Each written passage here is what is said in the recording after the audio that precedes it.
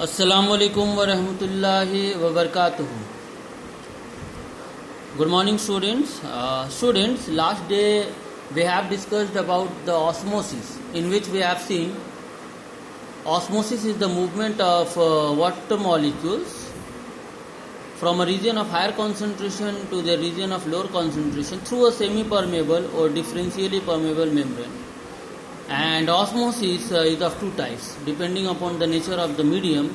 Osmosis is of two types: end osmosis, in which the water molecules from the medium enters into the cell, and exosmosis, in which the water molecules from the cell moves outward into the medium. Now today we will discuss about some experiments explaining the process of osmosis. So, by keeping in mind that in osmosis, membrane is required, that is selectively permeable membrane. But we will perform the experiments, three experiments, taking in one setup we will take selectively permeable membrane, in one setup we will take impermeable membrane, and in third setup we will take the semi-permeable membrane. So, if we take in first experiment, we will take the semi-permeable membrane, that is the cellophane paper.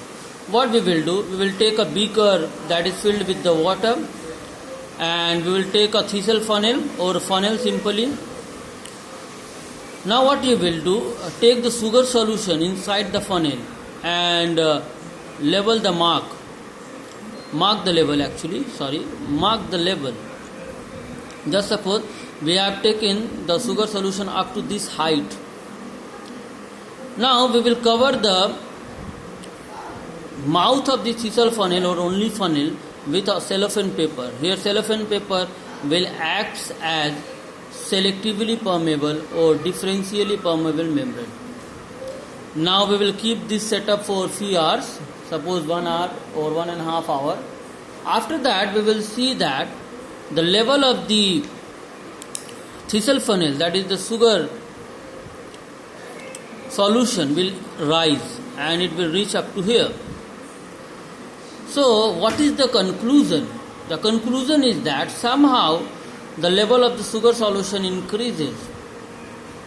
Now how it is possible? So the conclusion is that the water molecule that is in more concentration in the beaker than the Thesel funnel will move inside the, not from here because we have taken the selectively permeable at the bottom.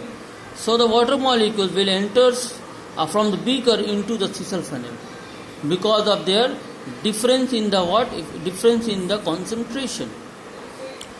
As a control or comparison, we will take another setup in which we will only take water molecules here also and inside the Thesel funnel. There we will see that there is no any change in the water level. So by comparing the two setups, we can conclude that the setup which contains the sugar molecules inside the Thesel funnel and containing the cellophane paper as a selectively or differentially permeable membrane shows the process of osmosis.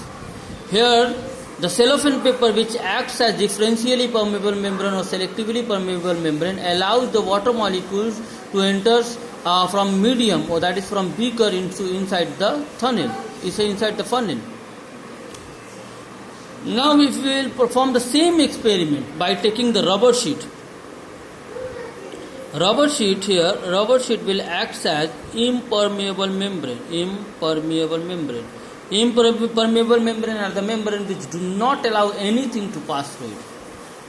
And not to the surprise, if we will use the rubber sheet instead of the cellophane paper, nothing will happen. There is no rise in the level because here the rubber sheet will act as impermeable membrane. It will not allow anything to pass through it. So when we will perform the same experiment by using the rubber sheet, we will not find any kind of difference in the level of the sugar solution. Now if you take the muslin cloth will act as permeable membrane. The reason is that the the means pores of the muslin cloth is so large that it will allow anything to pass through it, including the sugar solution. So when we will take here a muslin cloth, what will happen?